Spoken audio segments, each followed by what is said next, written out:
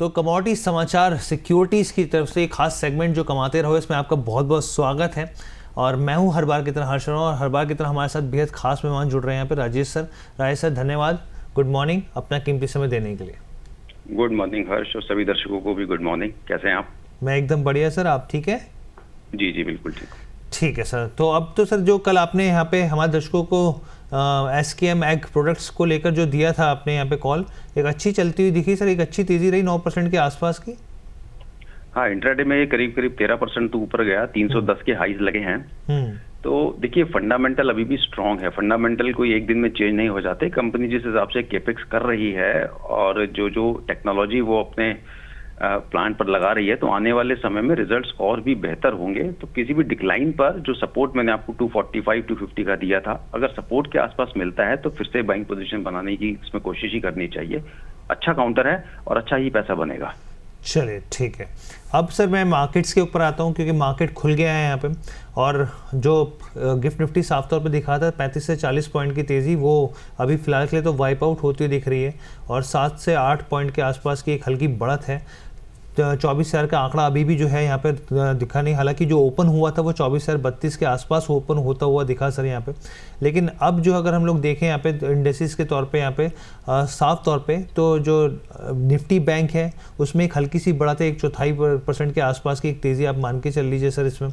इसके अलावा mid cap में अगर आप यहाँ पे स्मॉल कैप और मिड कैप को देखें तो पॉजिटिव टेरिटरी में यहाँ पर जो है वो रिएक्ट करता हुआ दिख रहा है, और इंडिया विक्स जो है उसमें 1% की साफ तौर पे गिरावट देखने को मिल रही है। अगर सेक्टोरल वाइज जाएंगे आप यहाँ पे, तो ऑटो में एक बार फिर दबाव है, FMCG में दबाव है यहाँ पे 1/4% के आसपास का, IT जो है बहुत ही स्लाइटली से लाल निशान में कारोबार कर रहा है, मेटल्स में दबाव है, जबकि बाकी तमाम जो सेक्टर्स आप उठा के देख लीजिए तो वो पॉजिटिव टेरिटरी में कारोबार करते हुए दिख रहे हैं। हालांकि ये ज़रूर है कि कोई भी सेक्टर ऐसा नहीं है जिसमें आप कहें कि 1% के आसपास की तेज़ी है, सब में 0.5%, 1/4% किस तरह की तेज़ी यहाँ पर देखने को मिल रही है। अगर मार्केट की ब्रेथ को अगर आप समझना चाहें कि किस तरीके की यहाँ पे, तो आप देखिए 1500 शेयर जो है वो बढ़ने वाले हैं, 741 शेयर जो है वो गिरने वाले हैं। यानी कि एक अगर आप वैसे स्थिति देखें तो एडवांस की जो रेशियो है वो बढ़ती हुई दिख रही है मजबूती के लिहाज से यहाँ पे। लेकिन एक ये संघर्ष ज़रूर है यहाँ पे, 24,000 को लेके जो है एक संघर्ष बना हुआ है, 23,950 के आसपास का आंकड़ा दिख रहा है यहाँ पे। सर आप कैसे प्रेडिक्ट कर रहे हैं यहाँ पे निफ्टी बैंक को क्या करना चाहिए? क्या ये रेंज जो पिछले 3 हफ्तों से चली आ रही है ये टूटेगी या फिर नहीं सर? देखिए मुझे लगता है कि ये रेंज अगर नीचे में टूटती है और 23,600 का लेवल निफ्टी हिट कर देता है तो वो एक अच्छा लेवल होगा। मैंने पहले भी बोला है कि मैं वेट कर रहा हूँ कि एक बार निफ्टी 23,600 आ जाए, वो गैप फिल हो जाए, उसके बाद मैं बाजार में 25,000 के लिए बेट करूंगा। तो अगर लोअर साइड में वो रेंज हिट होती है तो आपका रिस्क रिवॉर्ड बेहतर होगा। अगर ये ऊपर में क्रॉस करती है तो वहां पे रिस्क फिर से बढ़ेगा, क्योंकि वो गैप नीचे में पेंडिंग है। वो गैप एक बार भर जाए उसके बाद अच्छी खासी तेजी बाजार में देखने को मिलेगी। हायर लेवल पे अभी बाइंग से बचो, लोअर लेवल पे ही आपको बाय करना है। जितना 23,600 के नजदीक मिल जाए वो बहुत अच्छी बात है, वहां आराम से लॉन्ग बनाओ। 25,000 के टारगेट को अपने दिमाग में रखो। ठीक है सर, तो सर की तरफ से यहाँ पे जानकारी है यहाँ पे। और देखिए सबसे ज़्यादा ओपन इंटरेस्ट भी हम लोग देख रहे थे, अगर आप निफ्टी ऑप्शन के हिसाब से देखें तो 25,000 के ऊपर पुल, अगर पुट का भी देखें ओपन इंटरेस्ट तो 23,500 के आसपास जो है वो दिखता है। सर की तरफ से यहाँ पे जो गैप की बात हो रही है उस चीज़ को आप ज़रूर ध्यान रखें यहाँ पे। अब सर आज इंटरडे या फिर स्विंग ट्रेड के हिसाब से, या फिर महीने के, या फिर आप जो शॉर्ट टर्म के हिसाब से, मिड टर्म के हिसाब से जो स्टॉक्स हमारे दर्शकों को सजेस्ट करते हैं, प्लीज़ सजेस्ट कीजिए सर। देखिए हर्ष, काउंटर है द्वारकेश। एक्चुअली मैं शुगर काउंटर में लग रहा है कि कुछ एक पुल बैक आ सकता है, तो मैं द्वारकेश पे बैट करना चाहूंगा जी। अभी 4330 के आसपास चल रहा है और 4358 का ही आज का हाई लगा है। तो आप हाई क्रॉस करें तो उसके बाद एंट्री बना लीजिएगा 4360 के ऊपर, और नीचे में इसका 4041 बहुत अच्छा एक सपोर्ट है, 200 दिन का मूविंग एवरेज भी है। तो आप 40 रुपए के नीचे का स्टॉप लॉस लगा लो, 39 का स्टॉप लॉस लगा लो, और इसमें अगर लॉन्ग पोजीशन बनाते हैं तो मैं उम्मीद कर रहा हूं कि ये काउंटर आपको 47 से 50 तक के लेवल आने वाले कुछ दिनों में दिखा देगा। एक बाउंस बैक की तैयारी इसमें हो सकती है। और शुगर काउंटर है तो हो सकता है इथेनॉल के लेकर के कुछ खबर आ जाए, गवर्नमेंट का भी फोकस है। तो मुझे लग रहा है कि इसमें 10 से 15% की अपसाइड शॉर्ट टर्म में देखने को मिल सकती है। तो द्वारकेश पे आप नजर रखेंगे। ठीक है, तो सर की तरफ से यहाँ पे देखिए द्वारकेश शुगर को लेकर, इंडस्ट्रीज को लेकर यहाँ पे जो सलाह जो है खरीदारी की दी जा रही है। स्टॉप लॉस 39 के आसपास का जो है वो लगा के रखिए आप। टारगेट जो है 47 से 48 रुपये के दिए जा रहे हैं यहाँ पर। सर कब तक के हिसाब से अगर आप एक आइडिया दे पाए हमारे दर्शकों को कि कब तक के लिए होल्ड किया जा सकता है? हाँ, देखिए अगर मोमेंटम इसमें बन जाता है तो मैं उम्मीद कर रहा हूँ कि आने वाले 10 से 15 दिन में आपको 10-15% का मूव मिल जाना चाहिए। चलिए 10-15% का मूव जो है वो यहाँ पे सर की तरफ से राय निकल कर आ रही है इस स्टॉक को लेकर। अब सर दूसरा स्टॉक कौन सा रहेगा सर द्वारका शुगर के अलावा? तो दूसरा मैं एक बैट कर रहा हूँ, थोड़ा सा रेलवे काउंटर है, जुपिटर वैगन। ये भी 266.50 के आसपास चल रहा है जी। तो इसमें भी 269 का हाई लगा हुआ है, आपको 270 के ऊपर इसमें पहली पोजीशन बनाएंगे जी। और अगर लोअर लेवल पे आपको 255 के आसपास मिलता है तो वहां ऐड कर लीजिएगा। 240 का स्टॉप लॉस और टारगेट रहेगा इसमें 300 तक के।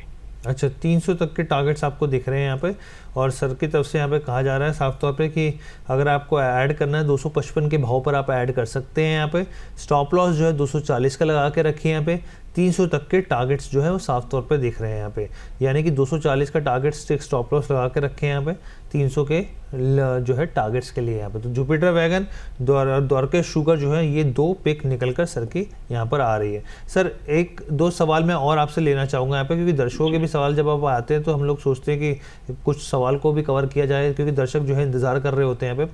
एक जो है राजकुमार जो रस्तोगी जी हैं कह रहे हैं कि सर ये राजेश जी नमस्कार, और अस्त्र माइक्रो जो है इन्होंने पूछना चाह रहे हैं 625 के भाव पे ले रखे हैं 50 शेयर, क्या करना चाहिए? प्रॉफिट बुक कर रहे हैं या किस लेवल पर जो है आगे की स्थिति दिख रही है आपको? देखिए चार्ट तो स्ट्रांग है नो डाउट, और जिस भाव पे इन्होंने लिया है अच्छा खासा प्रॉफिट भी इनको बन रहा है। अब इनको करना क्या है, अब अपने प्रॉफिट को इनको प्रोटेक्ट करना है।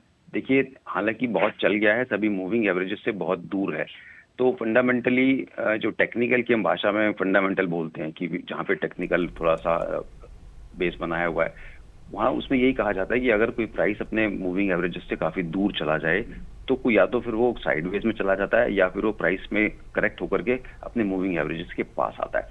तो मैं सबसे पास वाली मूविंग एवरेज की 1650 के आसपास आ रही है, काउंटर भी 1740 चल रहा है, तो आप थोड़ा बहुत प्रॉफिट यहाँ बुक कर सकते हैं।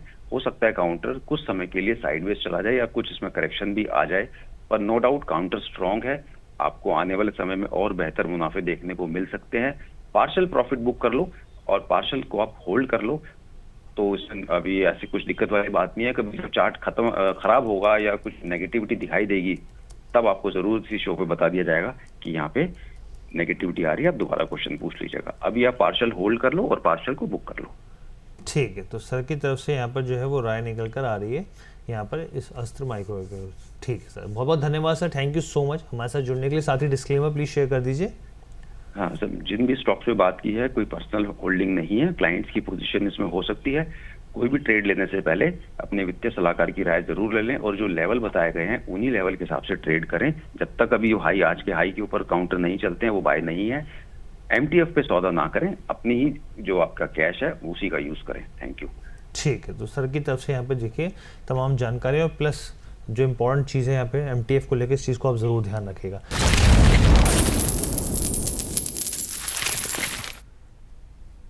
स्टॉक मार्केट में आप पैसे लगाते हैं? यार लगाता था, लेकिन इतना लॉस उठाया कि सब बंद कर दिया। गोल्ड में इन्वेस्ट करते हो? हाँ, मेरे पास 4 गोल्ड ETF है। 4 गोल्ड ETF? दोस्तों की सलाह पर ट्रेडिंग में नुकसान? अरे बाप रे, कभी किसी की टिप पर खरीद लिया, कभी फोमो में एंट्री ले ली और फिर लॉस ही लॉस। बार बार नुकसान कॉन्फिडेंस को डाउन करता है और हर ट्रेड के साथ मेंटल स्ट्रेस भी बढ़ता है। लेकिन सवाल ये है, क्या दिक्कत मार्केट में है या आपकी स्ट्रैटेजी में? अगर आपको भी समझ नहीं आता कब खरीदे कब बेचें और रिस्क को कैसे मैनेज करें, तो ये अमर उजाला द बोनस और कमोडिटी समाचार का फ्री वेबिनार सिर्फ आपके लिए है। आपको गाइड करेंगे सेबी रजिस्टर्ड रिसर्च एनालिस्ट अंकित कपूर, जो बताएंगे गलतियां कैसे रोकें, सही डिसीजन कैसे लें, ट्रेडिंग साइकोलॉजी कैसे मजबूत करें और मार्केट को समझने का प्रैक्टिकल तरीका क्या है। तो मार्केट से डरना बंद और सीख कर आगे बढ़ना शुरू। तो 4 जुलाई से हमारे इस वेबिनार को ज्वाइन करने के लिए 8006007616 नंबर पर रजिस्ट्रेशन कराएं। Investments in securities and commodities markets are subject to market risks. Read all relevant documents carefully before investing.